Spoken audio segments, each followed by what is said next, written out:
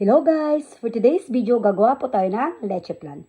Ang mga ingredients ay 10 egg yolks, 1 can condensed milk, 1 tablespoon vanilla, 1 cup fresh milk or evaporated milk, at sugars. First guys, i-caramelize muna natin ang ating mga sugar. Eto guys, i-caramelize na natin ang ating mga asukal at antayin lumamig. Habang inaantay natin lumamig ito guys, i-mix na natin lahat ng ating ingredients. I-mix well lang natin guys.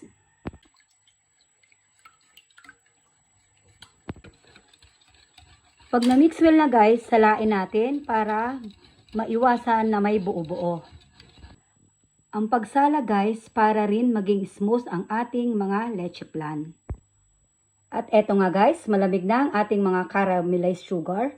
Pwede na nating ilagay ang ating leche flan mixture. Takpan na natin guys ng aluminum foil at i-steam natin sa loob ng 35 to 40 minutes. At eto guys, nung malamig na, nilagay ko na sa plato. Voila! Ready na ang ating leche flan. Madali lang, di ba guys? Try nyo na, matikman yung sarili nyong version. Mag-ingat po kayong lagi. Thanks for watching guys. God bless. Bye!